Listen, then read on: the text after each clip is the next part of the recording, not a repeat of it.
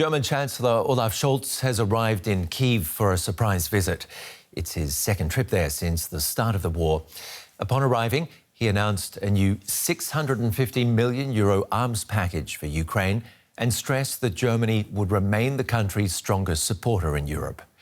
Ukraine is struggling to fend off a grinding offensive, and support from the US, Kyiv's largest military backer, has been thrown into doubt by Donald Trump's return to the White House in January. DW's chief political editor, Michaela Küffner, is with me here in the studio for more. Michaela, tell me first of all about the timing of this trip, the Chancellor's only second trip to Ukraine during this war.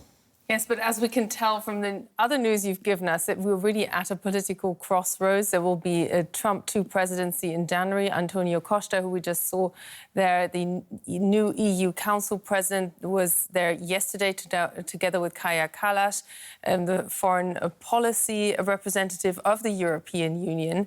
And clearly Olaf Scholz has felt the need to reassure Volodymyr Zelensky that Germany will continue by his side. He's backing that up with some €650 million worth of additional support. That's quite an announcement, actually, at this moment in time.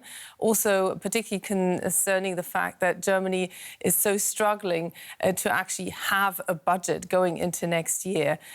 Clearly, some of this will be election campaigning, but it's also much-needed assurance that for Volodymyr Zelensky that the European Union, that Europe's largest economy, will continue to stand by his side. But although Olaf Scholz stresses that Ukraine has been fighting this brave fight, as he put it, for more than 1,000 days, his commitment is time and time again that Germany will continue to stand by Ukraine's side for as long as it takes, whereas the Ukrainians really want to hear from him, and they know they won't get it, whatever it takes. Yeah. So could this eventually mark some sort of change in policy? Because that's what the Ukrainians are waiting for, aren't they? No, that's the short answer. No change in policy under Olaf Scholz. Having said that, he is unlikely to continue to remain Chancellor if the current polling is anything to go by, following those elections on the 23rd of February. But that doesn't mean that there will be a tidal change in Germany's support, because before then we will see Donald Trump come in and clearly pushing for some kind of settlement, some kind of at least a standstill of the fighting. And that's clearly what everybody's already preparing for behind the scenes. We've just heard former NATO Secretary General Stoltenberg bring into play potentially Ukraine accepting that some of its territory could remain Russian occupied. I think that's a very interesting thing to hear from the former NATO Secretary General, which the current NATO Secretary General clearly can't say publicly. So everybody is working towards what they can offer and what they can put on the table once Donald Trump comes in, who, of course, has vowed to end this war within 24 hours. But ending, I'm sure, will be a very flexible term. And no doubt people here are raising eyebrows about the timing of the Chancellor's trip. You mentioned it yourself.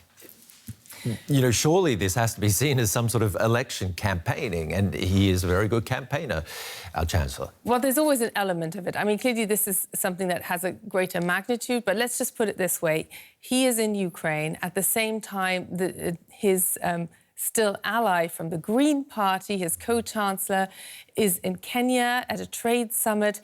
The German foreign minister, also from the Greens, who are now, they're now campaigning against each other in these elections, is in China, clearly holding important talks. But everybody who meets them knows that time is ticking on this government. It's effectively a lame duck government, and everything has an element of electioneering here at the same time. But Olaf Scholz wants to portray himself as the Chancellor of Peace, and Volodymyr Zelensky will be keen that that doesn't mean he has to pay the price for it. Michaela Küffner, thank you for the analysis.